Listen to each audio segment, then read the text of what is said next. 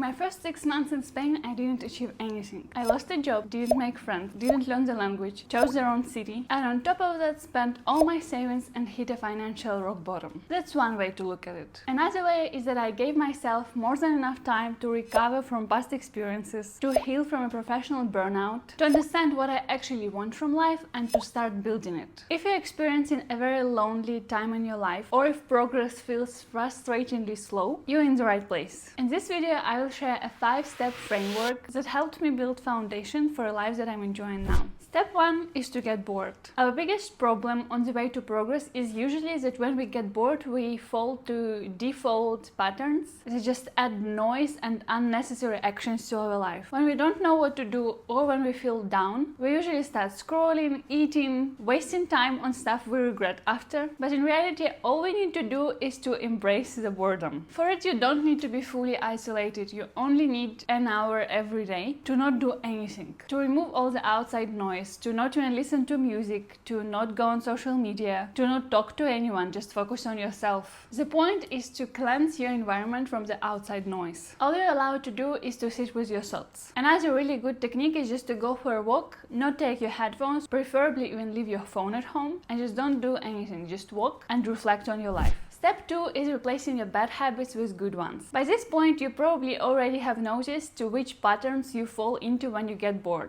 And you also probably have an approximate image of what you want your life to look like. And to get to the life you want, you probably need to implement some healthy habits. It can be working out, eating clean, working on a professional project you've been delaying. So this time when you are getting bored and want to take your phone or get distracted, instead you should get into your healthy habits. Instead of scrolling, read. Instead of eating, work out. Instead of lying in bed, just stretch for 5 minutes. And the most important trick here that helps manage keeping and sustaining the healthy habits is that there should be no minimal amount. Like, you do not have to set goals for yourself that you want to read 1 book every month, that you want to do 1 hour training a day. At the start, you can only read 1 page a day. You can only work out for 5 minutes. You can dance for 1 minute if you want. It's already active movement. And actually, even if you don't have a goal of reaching the healthiest, strongest body in your life, I still strongly recommend working out at least a little bit just for your head, because it really helps keep your mind clear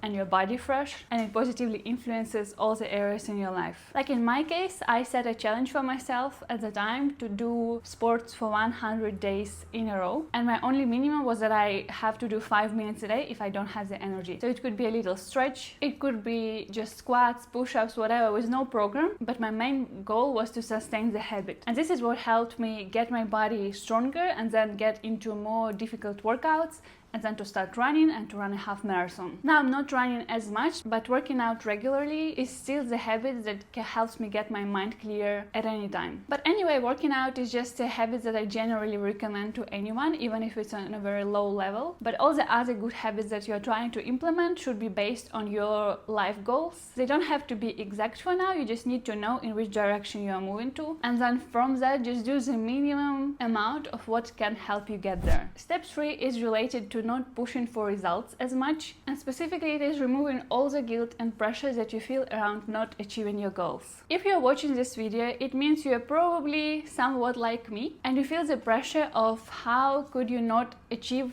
certain goals by this point of life. You might feel some level of regret as to why you didn't do enough before, why you didn't start these habits earlier, why did you scroll so much, and so on and so forth. But the truth is, this feeling will never help you achieve the results. It's just gonna slow you down and make you feel more frustrated. And feeling bad about yourself has never helped anyone. All you have to do is learn your lesson and keep going. What you can reflect on is which patterns were not helpful for you, which patterns you lean on to when you don't know what to do. So you need to learn patterns of your behavior that were not helpful to you before, and you just don't lean into them again, leave them in the past and move on still with your goals in mind. Guilt and pressure will not help you, you just need to learn from them and then let go and keep moving to your goals. Step 4 can help you handle removing guilt and pressure. Step 4 is journaling. To begin with, you can start journaling just as much as you can, and it can be the simplest prompts, like you can just write down what you have done today, what you liked about the day, what you didn't like,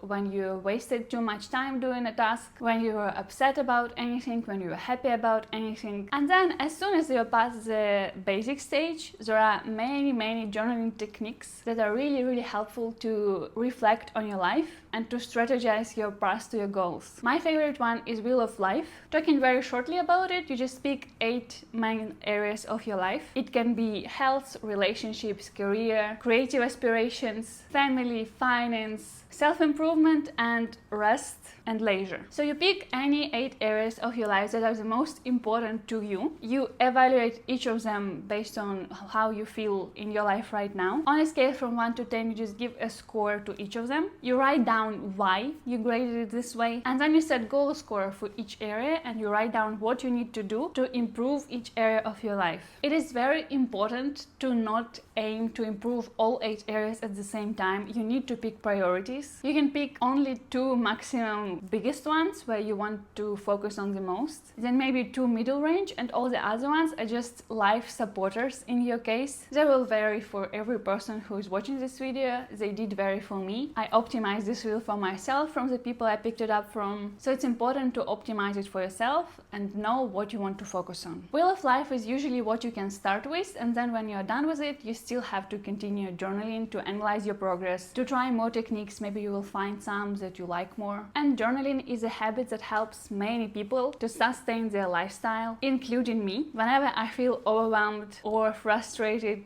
I just journal, and it helps me refresh and restart my growth. Step 5 is creating this system that will help you achieve all your goals. So in step 4, you have probably already written down what you want from life. Now you need to write down all your goals, and then you need to work backwards. We usually know what we need to do to get started on the goals, even if it's just small steps. So my favorite way to do it is to set the goals for the next year. No matter at what time you're watching this video and starting the system, you just write down goals for the year. Then you divide them into quarters and you see which goal you need to achieve in which quarter. And you see how much work you have to do towards this goal monthly and weekly. Then what would be the most effective is reviewing your goals in sprints of 2 weeks. It can be more, can be less, depending on how comfortable you feel doing it. But it is important to just have a system, set all the goals, and from them to know the tasks that you need to complete, the habits that you need to gain, and keep working on them on a regular basis. If you feel like you're slowing down, you just go back to review your goals. You remember what you are doing